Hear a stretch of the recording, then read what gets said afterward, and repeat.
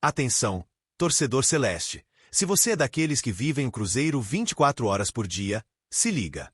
Já chega se inscrevendo aqui no nosso canal de notícias do Cruzeiro e ativa o sininho das notificações porque hoje a gente vai falar de uma novidade que tá deixando muita gente de cabelo em pé. O que aconteceu nas últimas horas pode mudar completamente os rumos da temporada e já tem torcedor falando em título, Libertadores. E até coisa ainda maior. Mas calma, calma. Segura essa ansiedade porque antes de eu contar tudo, tem muita coisa que você precisa entender para chegar lá. O ambiente na Toca da Raposa está diferente, tem algo no ar, uma sensação de virada de chave. E, para quem acompanha o Cruzeiro de perto, como a gente aqui do canal, dá para sentir que algo grande está para acontecer. Não é só a vitória por 2-0 fora de casa contra o Fortaleza. Não é só a atuação cirúrgica do Lucas Silva ou o golaço de Caio Jorge que fez o torcedor lembrar de dias de glória. É outra coisa. É a segurança. É o peso de uma defesa que parece, finalmente, ter encontrado seu pilar intransponível. A Raposa, meus amigos, parece ter acertado em cheio numa contratação que, no momento em que foi anunciada, dividiu opiniões. Tinha gente que comemorou, claro, mas teve também aquele torcedor mais desconfiado que não esquece facilmente os erros de gestão dos últimos anos. Só que o tempo, como sempre, se encarrega de mostrar quem estava certo. E, neste caso, o tempo está gritando para todo mundo ouvir. O Cruzeiro trouxe o zagueiro mais confiável do Brasil. E, mais do que isso, um dos mais consistentes do futebol sul-americano. Estamos falando dele, Fabrício Bruno. Sim, ele mesmo, contratado a peso de ouro. E bota peso nisso por 45 milhões de reais à vista. Segundo informações divulgadas pelo jornalista Juan Rodrigues no site Últimas Notícias do Cruzeiro, Fabrício Bruno chegou como xerife que a torcida tanto sonhava desde a saída de Manuel.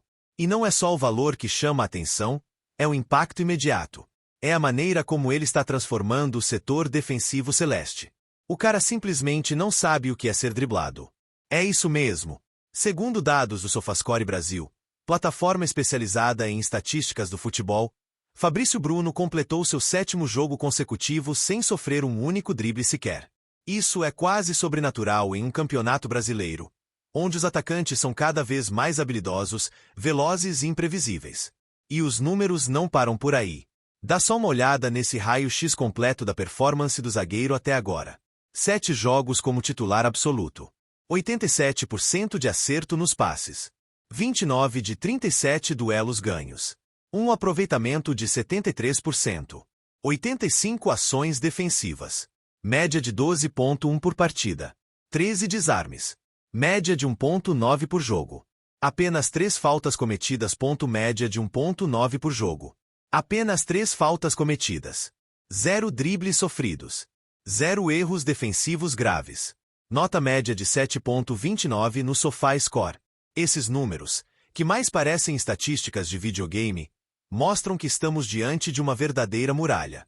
E mais, ele tem liderança, leitura de jogo, força física e uma velocidade impressionante para um jogador da sua estatura. Parece até que o Cruzeiro contratou 2 jogadores em um só. Um zagueiro com alma de volante, ou até mesmo um líbero clássico, daqueles que dominam o campo com autoridade. Mas a pergunta que não quer calar, e que muita gente está se fazendo nos grupos de WhatsApp, nas arquibancadas e nas redes sociais. Como o Cruzeiro conseguiu trazer um jogador desse nível, no auge da carreira, tirando justamente do Flamengo, onde ele estava bem valorizado. E aqui, meus amigos, é onde entra o bastidor bombástico que pouca gente sabe. Presta muita atenção agora.